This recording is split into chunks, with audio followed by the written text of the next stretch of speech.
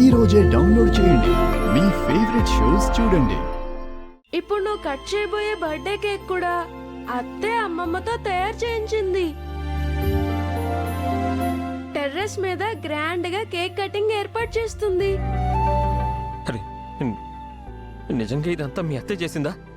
ఏ అత్త మీద నీకు నమ్మకం లేదా మావయ్య? ఉంది, కానీ మరెందుకు నాకు విషయం చెప్పలేదు? ఏమో నాకేం తెలుసు, అది అత్తనే అడుగు. సరే, మీ అత్త ఎక్కడుంది? చెప్పాను కదా, టెర్రస్ పైన కేక్ కటింగ్ కి ఏర్పాట్లు చేస్తుందని. చెయ్యాల్సినవన్నీ చేసేసి మళ్ళీ ఏమీ తెలియనట్టు నటిస్తున్నారా? చెప్తా.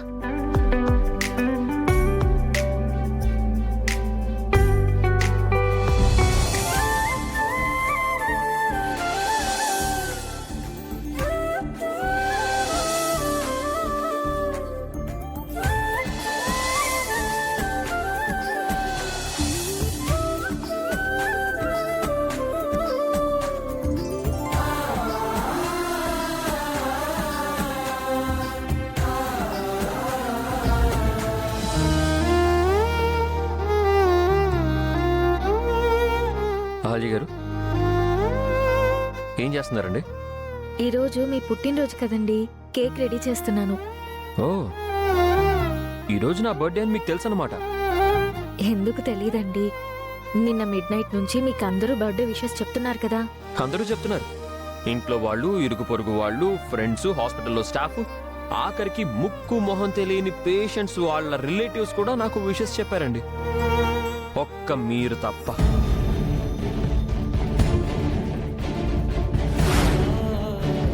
ఈరోజు నా బర్త్డే అని నిన్న మిడ్ నైట్ కష్టపడి బెలూన్స్ ఊది ఫ్యామిలీతో సర్ప్రైజ్ విషెస్ చెప్పించారు.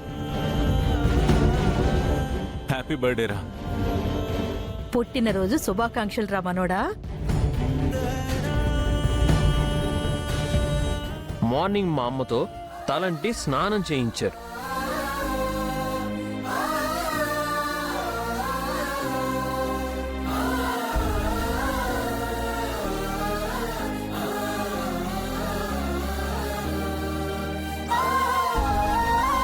నాకెంతో ఇష్టమైన సగ్గుబియ్యం సేమియా పాయసం మా అమ్మతో చేయించి నాతో తినిపించారు.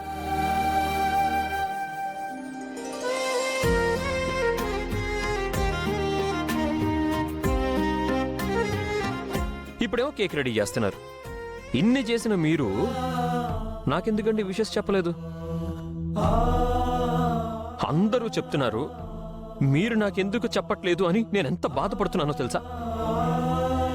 ఎందుకండి మీరు నాకు విషెస్ చెప్పలేదు?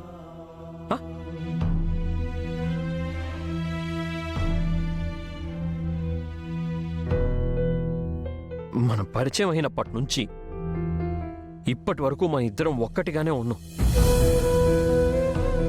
నా దృష్టిలో మీరు వేరు, నేను వేరు అన్న ఫీలింగే లేదు. అలాగైతే మీరు కూడా అలాగే ఫీల్ అవుతున్నారని నేను అనుకుంటున్నాను. నేనేదైనా తప్పు చేశానేమో, నా వల్ల ఏదైనా పొరపాటు జరిగిందేమో, అందుకే మీరు నాకు విష్ చేయలేదేమో అన్న బాధ, భయం నాకు రెండు కలుగుతున్నాయి. దయచేసి చెప్పండి. నా వల్ల జరగకూడదు ఏదైనా జరిగితే నేను సరిదిద్దుకుంటాను.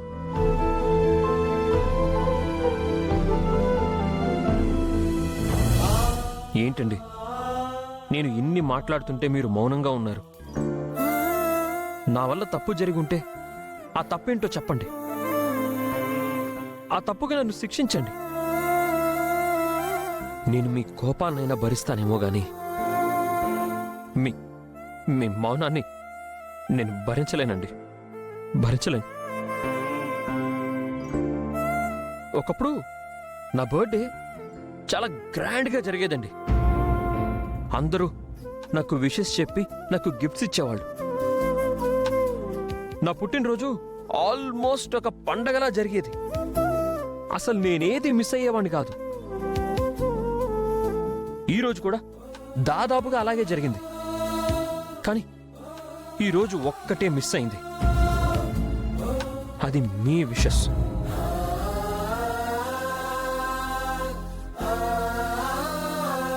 అందుకు నేను అర్హుణ్ణి కాదా?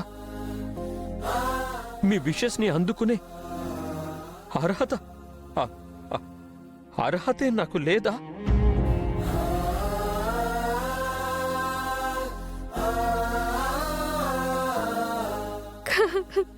కాదండి, నాకే మీకు విషెస్ చెప్పే అర్హత లేదు. ఏమైందండి? ఎందుకు ఏడుస్తున్నారు? సముద్రం అంత దేవుడు దోసిలి పట్టి గుక్కెడు నీళ్ళు అడిగితే ఎలా ఉంటుందండి? అలాంటిది మీరు నన్ను విషెస్ అడగడం అలా ఉంది. ఇందాక మీరు అన్నారు, ఒకప్పుడు మీ పుట్టినరోజు ఎంతో ఘనంగా జరిగేది, అందరూ మీకు విషెస్ చెప్పేవారు అని, మీరేది మిస్ అయ్యేవారు కాదు అని, చాలా సంతోషంగా ఉండేవారు అని. ఆ రోజు ఒక పండగ లాంటి రోజు అని చెప్పారు. కానీ నా వల్ల ఇప్పుడు ఆ పండగ ఎండమావి అయిపోయింది. నేనొచ్చాక మీ జీవితంలో సంతోషమే కరువైపోయింది. మీరు మీ ప్రేమకి దూరమయ్యారు. మీ 2 కుటుంబాలు విడిపోయాయి. మీకు మీ అమ్మగారికి మాట లేకుండా పోయాయి. ఆఖరికి మీకు మీరే దూరం అయిపోయారు. నా వల్ల మీరు ఎన్నో కోల్పోయారు, ఎంతో నష్టపోయారు. అలాంటి నేను మీకెలా విషెస్ చెప్పగలనండి? అసలు అసలు ఆ అర్హత నాకుందా?